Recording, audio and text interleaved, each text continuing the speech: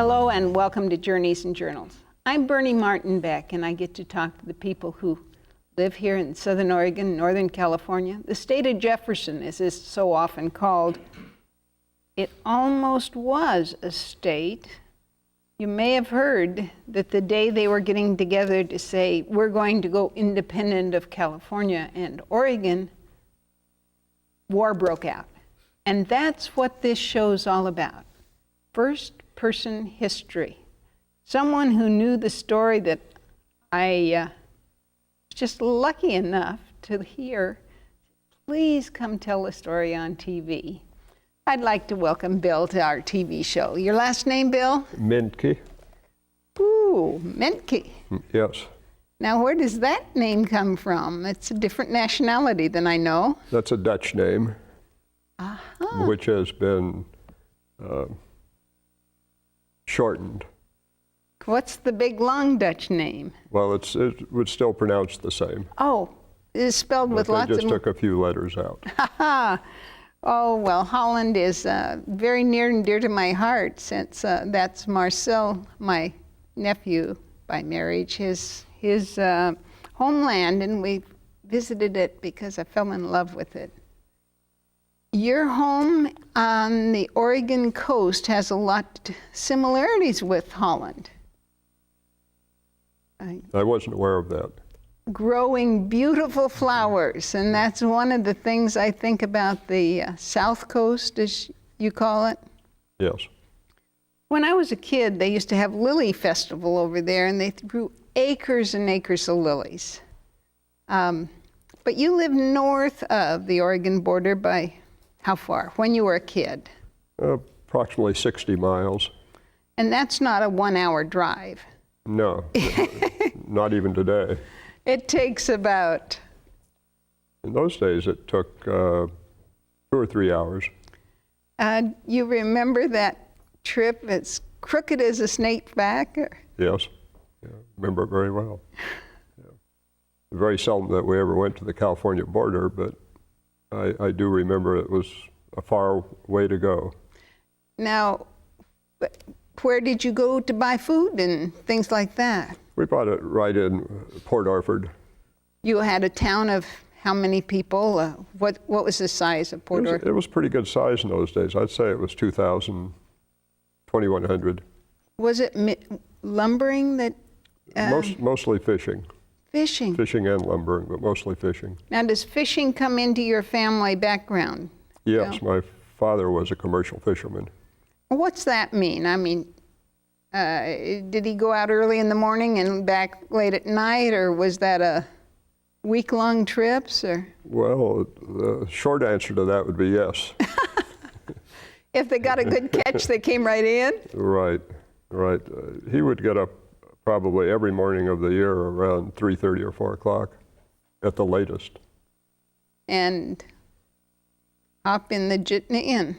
He would go down to the pier and have the boat put in the water, because it's one of the few piers that they don't moor the boats, the fishing boats, in the harbor. They pull them up on the dock and go out and fish. Now, how big was his boat? Well, the last one he had, the big one, was about 30 foot. And did you work on the boat with your dad? Yes, I did, during the summers. What was the catch you were looking for? Well, usually salmon, or you might be going out and pulling the crab pots for crab, but salmon, black snapper, and crab mainly, sometimes tuna. Now, you've told us about no dock. Well, there's a dock there. But I mean, no They didn't moor in the bay. Oh, that word escaped me, moor.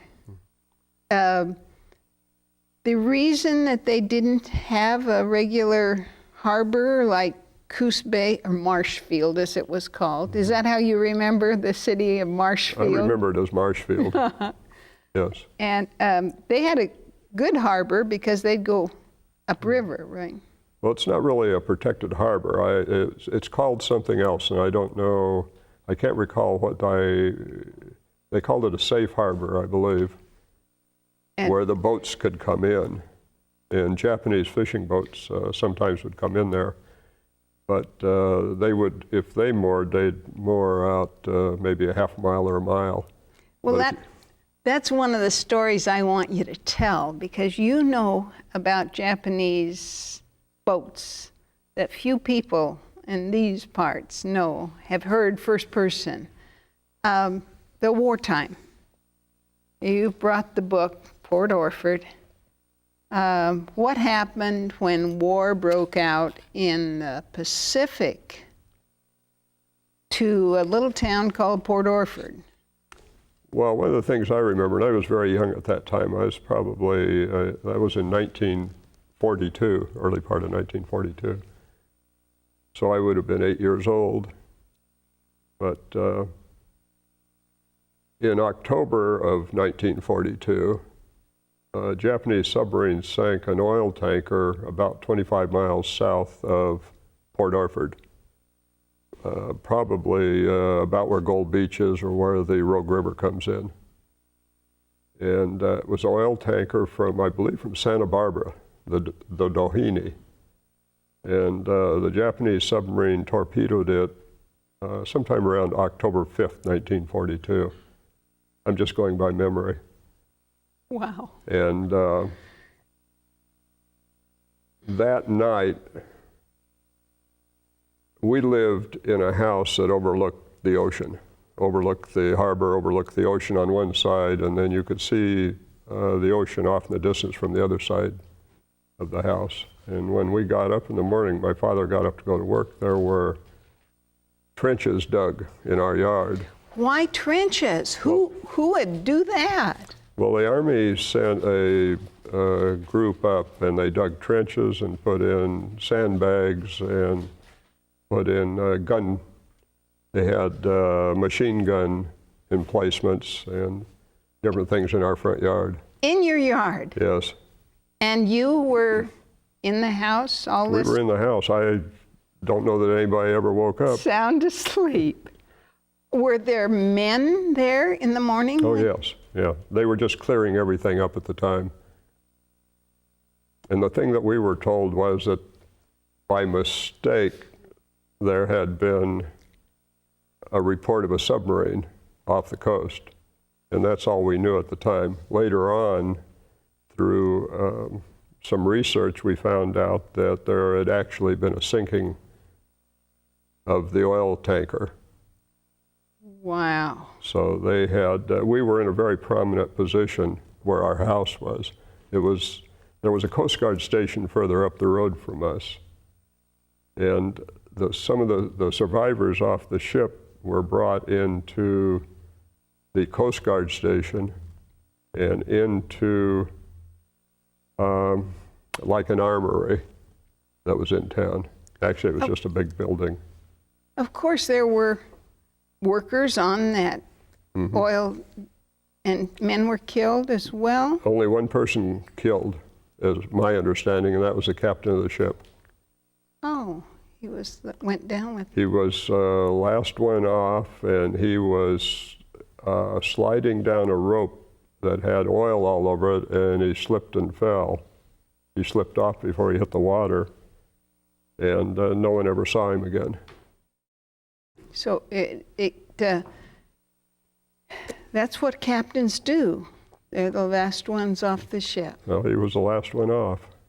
Now, when you tell me the story about this day, how has it impacted your life?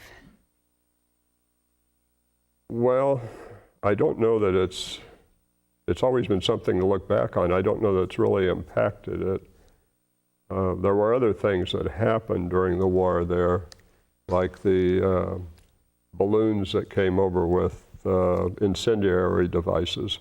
You know about those? I know about those, although I never saw one, but in school, and at that time I was in elementary school, they passed around sheets to all the students showing what one of these looked like, and that you weren't to approach it if you found one out in the woods. And we know why. That's right. Some were not only incendiary, but they were explosive. Yes. on this TV show, I was lucky enough to interview Deb Potts, who had been a logger running a logging operation, and they found one of those incendiary rings on a mountain just north of Merlin. And he brought it, had it here, and some of the incendiary things had not even ignited. And he said, fortunately for us, the Japanese didn't know that we have long rainy seasons, just landed in the top of a wet tree, and they found it years later when they felled the tree. You have pictures here of Port Orford at different times, and I saw a place here with, would this fishing vessel be anything like one of your dad's? I mean, Well, that would be much larger. Much larger. It seemed large at the time, but when you think of 30 feet, that's not a big fishing vessel. No, that's from here to there, isn't it? Yeah. It's just... It's about... We could put it in the room. Yeah. What was it like to be a fisherman's son going out to sea when you were a kid? I mean, was it exciting? Like... No, it was a lot of work. And I don't know that I ever looked forward to it. And you spend the first, or at least I did, the first 6 or 7 days being sick each day. And then from that point on, it's a breeze. Well, did you come home smelling like cod liver oil? And I would imagine. With fish smelled scale. Like fish. Yes. In this book, this wonderful book, you have pictures of giant redwood trees. Were they a part of, giant trees were a part of the neighborhood and logging? Did people come there for? Well, most of the logging was Douglas fir. Okay. And there's, of course, there's Port Orford cedar around there, but it wasn't, as I recall it, it wasn't something that you would think of as being logged a lot. Now, tell me, is that the picture of Cape Blanco that you were saying that? Well, that's the Cape Blanco lighthouse, which also had a Coast Guard station, but there was another Coast Guard station right at Port Orford. Oh. Now, which isn't there. I don't believe it's there anymore. Did you talk to any of these survivors off that ship? Did they come to your school, or did you go to see them, or was it a matter of great interest, or was it hush-hush? I don't think most people in town knew about it at the time until afterwards. In other words, not only afterwards, I'd say a lot of people in town didn't even know about it probably for several years afterwards. They believed the first reports that came out. Well, Bill, now you know why I want you on TV, because you, in your own words, can tell me about this. Well, just from a very young child's eyes, from a young experience, yes. Did you have blackout shades? Did you have to do special things at home? Well, we had blackout shades in every window in the house because of where we lived. And my father was very strict on that. The reason we moved to Port Orford in the first place was because the war was about to start and he wanted to join the service and he was too old. So I figured if he went back to what had been his occupation before, a commercial fisherman, that the Coast Guard might have some sort of a job for him. Because the boats, he had a fishing boat and he knew all the coastline. And yet they never called him to service. No, but the boats, all the fishing boats at that time were reinforced on the front part of the deck, no matter what size they were, so that there could be some type of a gun put on the front of the boat if necessary. You mean your dad's boat was reinforced so it could be a war vessel? I think all of the boats were at that time. I'm pretty sure they were in Port Orford. Whether the rest of the coast, I don't know. You know so many things that I've never heard about. We went online last night and looked at Port Orford. There's a lot there about your community. But, and Better Life Television has a license to operate over, to send this signal over there, and hopefully by the time this is shown, it'll be up and running. But Port Orford is now kind of just a tourist town, isn't it? As far as I know, I've only been there maybe 4 times since I got out of high school. So you graduated from high school there? Yes. What's the rally called? They have a mascot and all that? They have the... Well, they were the Port Orford Pirates. And the school is called something else now. I don't know what it is, because I've watched them play basketball within the last couple of years, but I don't remember what the name of the school is, but they're still the Pirates. Aha. Well, then, were you involved in sports in Port Orford? Yes. In high school I was, yes. Well, now tell me, are you the quarterback, or are you the... We didn't have a football team. Because not enough guys? Not enough students, but we had basketball and baseball. That takes only 5. And baseball, and that took up the rest of the school. Good education. That you didn't stop with high school. No, I went on to school. Now, what's the profession you chose to retire from now? Well, I retired from being an attorney. And I started out being an engineer with the state of California. Well, there's all kinds of engineers. Electrical. An electrical engineer. I had you on the train doing that, but the wrong engineering. That would have been more fun. Electrical engineers just sit in offices and write little... In general, yes. This is what to do and where. Tell me a little bit about your family, Bill. I've just been lucky enough to meet your wife. We didn't talk about how many years the two of you have been married. Well, we've been married 25 years. Well, that sounds like silver to me.